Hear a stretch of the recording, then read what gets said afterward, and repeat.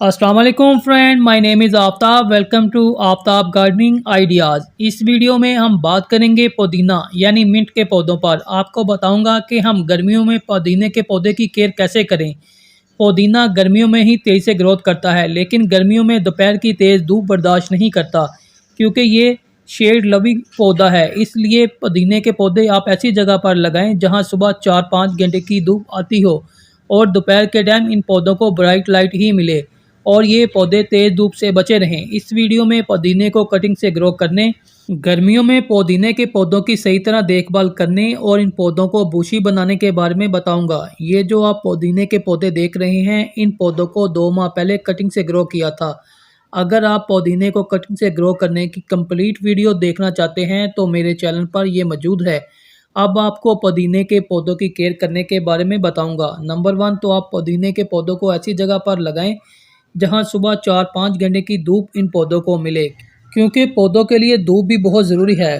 पौधे पत्तों के ज़रिए ही सूरज की रोशनी से खुराक हासिल करते हैं, इसलिए धूप और छांव दोनों ही पौधों के लिए बहुत ज़रूरी है।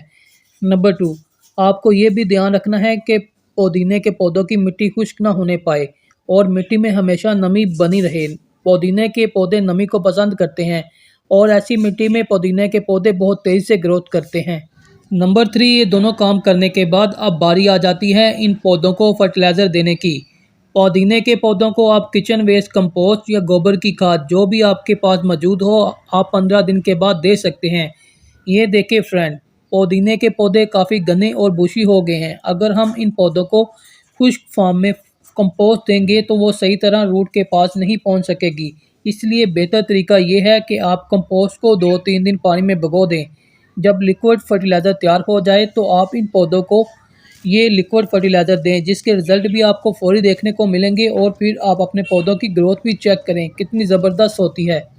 अब पुदीना काफ़ी घना हो गया है, तो अब हमें अपने इस्तेमाल के लिए पुदीने को हार्वेस्ट करना चाहिए। अपने घर में लगे हुए ऑर्गेनिक पुदीने का तो टेस्ट ही अलग होता है। हम जितना पुदीना हार्वेस्ट करेंगे यानी पुदीने की प्रूनिंग करेंगे, इतनी ही ज़्यादा इस पौधे से नई ब्रांचेज निकलेंगी और इतना ज़्यादा ये मज़ीद बुशी होगा। आप पुदीने की कटिंग 2 तरह से कर सकते हैं। अगर आपको कटिंग लगाने के लिए चाहिए तो आप इस पौधे से 3 इंच तक की कटिंग उतारें और अगर घर में इस्तेमाल के लिए चाहिए तो आप ऊपर से 1 इंच तक कटिंग कर लें। अब आपको कटिंग लगाकर दिखाता हूँ। कटिंग लगाने के लिए जो पुदीना ले रहा हूँ वो मैंने अपने पौधों से ही हार्वेस्ट किया है। आप चाहें तो घर में इस्तेमाल के लिए जो पुदीना आता है इससे भी कटिंग लगा सकते हैं।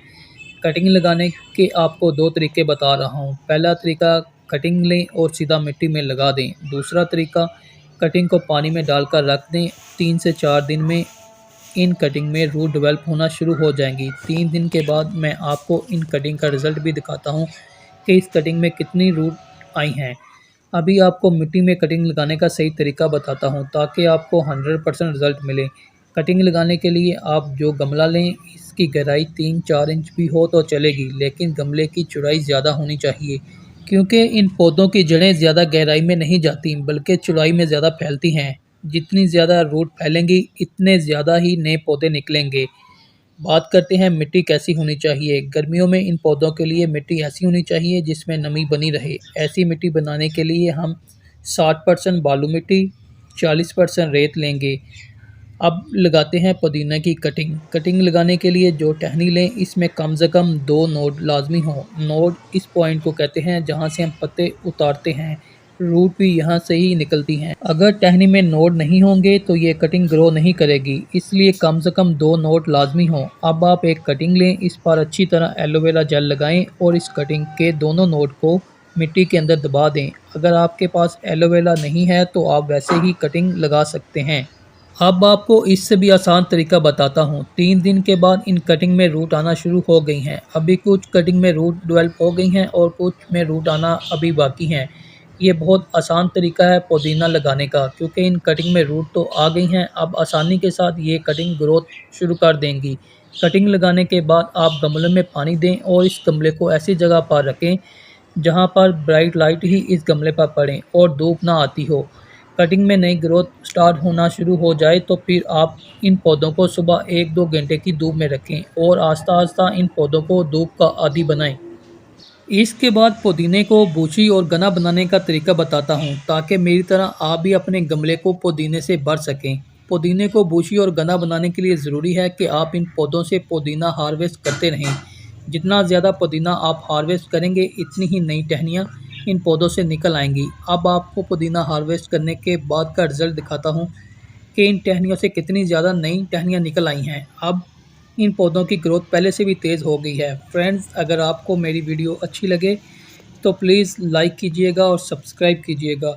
ओके फ्रेंड, अल्लाह हाफिज़। अपनी दुआओं में याद रखिएगा।